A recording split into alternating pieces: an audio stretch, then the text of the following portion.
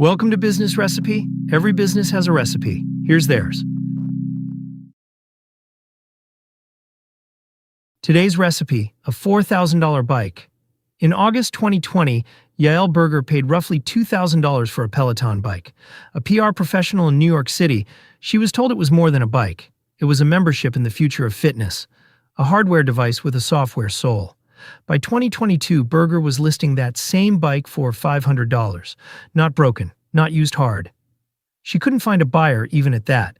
This is the story of how Peloton convinced Wall Street and 2.3 million households that a stationary bike was a software subscription, and how the people who built that story cashed out before anyone checked the math. Today's recipe has 4 parts: the ingredients, pandemic demand, $24.95 hardware, and a $39 per month subscription promise. The method, a very specific guidance game, and a very specific window for insider stock sales. The result, $47 billion in market cap erased, a crash from $171 to under $5 per share. And then, who ate it? The retail investors, the 2.3 million customers, and the question now sitting at Peloton's table with its third CEO in 3 years. The uncomfortable truth is this: Peloton didn't fail because COVID ended. It failed because it was valued as a software company while running as a hardware company. The executives knew the difference. The investors didn't. March 2020. Every gym in America locks its doors. Peloton had spent 11 years as a niche product for wealthy fitness obsessives, a $2,000 bike that required a monthly subscription to work properly. Interesting business, slow growth. Then overnight, the market came to Peloton. Orders flooded in. Wait lists stretched to 9 months. The company sold 1.09 million connected fitness products in fiscal year 2021 alone, up from 601,000 the year before. Revenue crossed $4 billion for the first time. The stock moved accordingly. Peloton had IPO'd in September 2019 at $20 per share, valued at $8.1 billion. By January 14, 2021, it hit $171.09. Market cap, $49.3 billion. A 490% gain in 16 months. But here's what the valuation embedded as a premise. At $49.3 billion, Peloton wasn't being priced as a bike company. Hardware companies trade at 10 to 15 times revenue. Peloton's FY 2021 hardware revenue was $3.15 billion.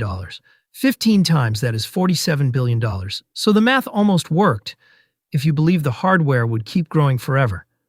But investors weren't buying a hardware company. They were buying a software platform. And Peloton's own IPO filing had been very careful to encourage that belief.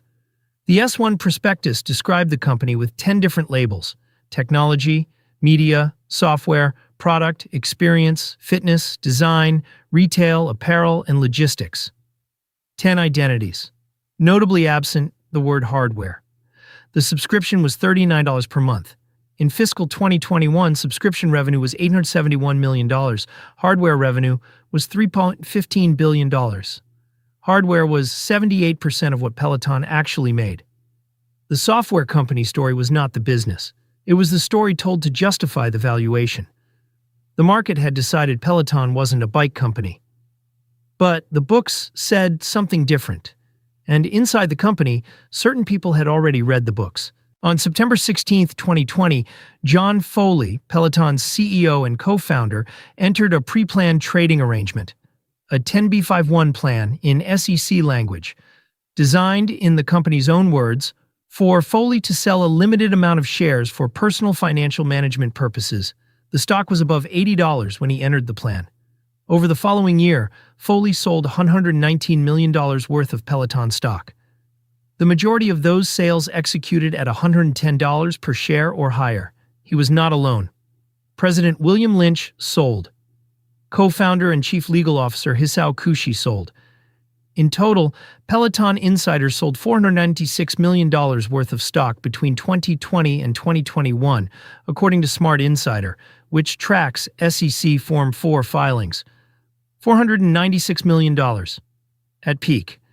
Through pre-planned arrangements, legal in structure, clear in timing, on August 30, 2021, Foley terminated his trading plan. The stock was still above $90. 3 months later, it would begin a slide that wouldn't stop for 2 years.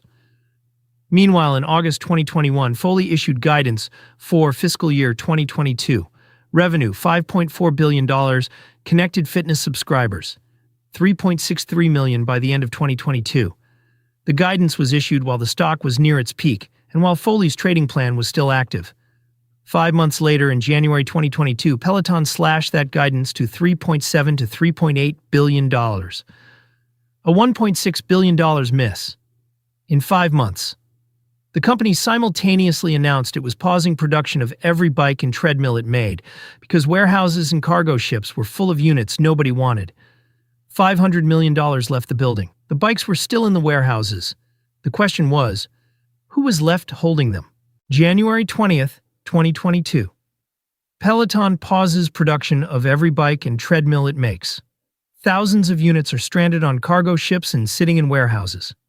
The stock, which was $171 16 months earlier, is now below $30 and falling.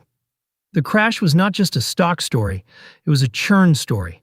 At peak in early 2021, Peloton's average monthly connected fitness churn was 0.31%. That is an extraordinary number.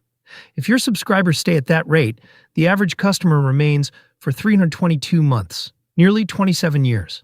The subscription math at that churn level actually worked. By the fourth quarter of fiscal 2022, monthly churn had reached 1.41%, nearly 5 times higher.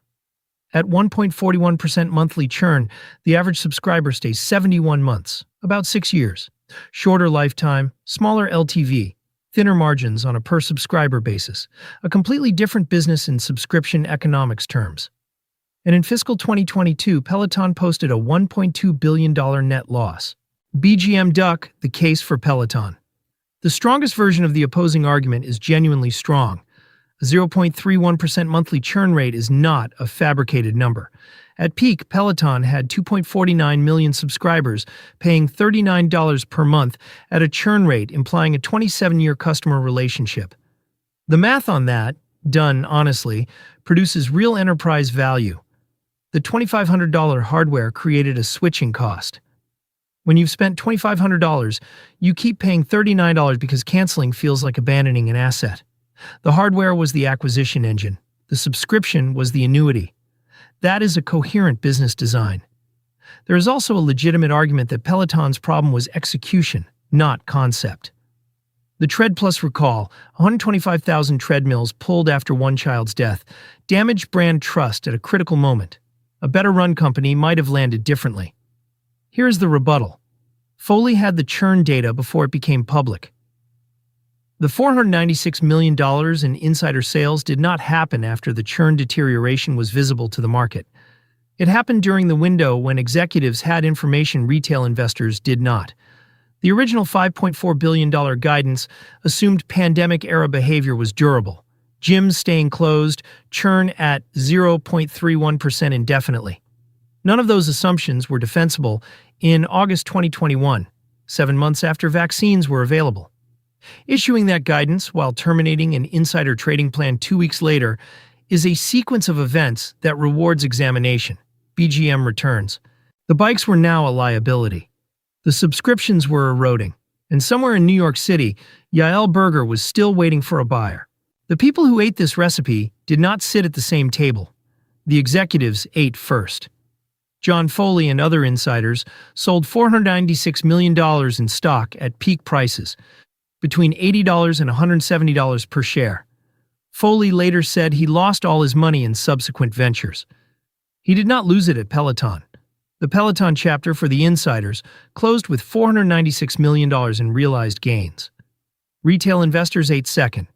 The stock fell 97% from peak. $47 billion in market cap erased. Many of the investors who bought in 2020 and 2021 had done so on the premise that at-home fitness was a permanent behavioral shift. That premise was embedded in Foley's $5.4 billion guidance. It was not embedded in the churn data, and the 2.3 million customers ate last. They hold bikes now worth half what they paid, or less. Yael Berger listed hers for $500 in 2022 and found no takers.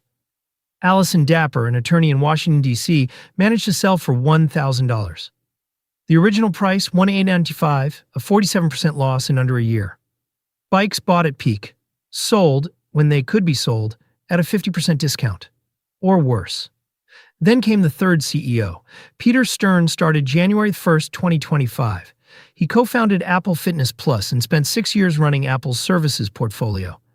He is pitching Peloton now as a personalized wellness platform, intelligent coaching, AI-powered recommendations, subscription first. The same logic, repackaged.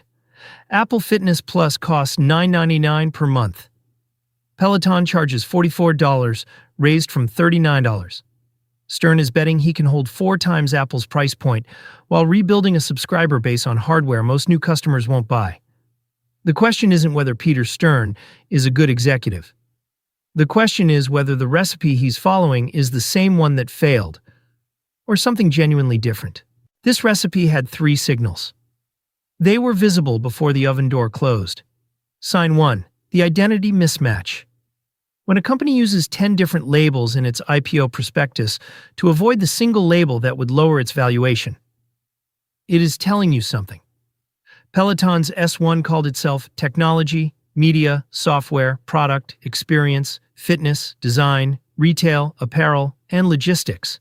In fiscal 2021, 78% of its revenue came from selling bikes.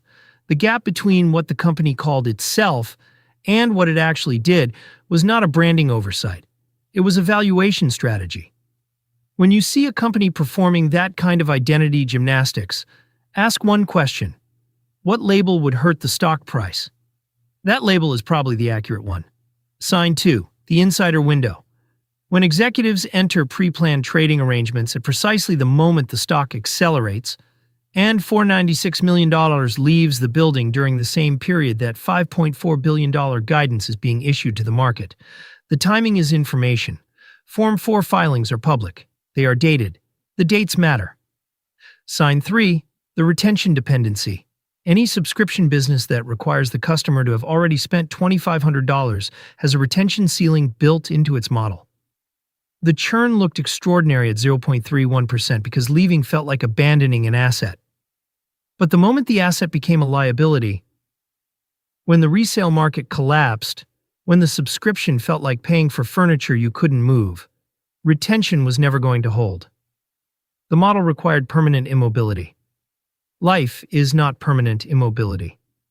The bike was never the product. The story was the product. And stories, unlike bikes, have no resale value. If this recipe opened a new angle for you, follow Business Recipe. New case every week. Next time, a healthcare company that found a way to make more money every time it said no. Today's recipe, complete. So, what business should we crack open next? Drop the company name in the comments.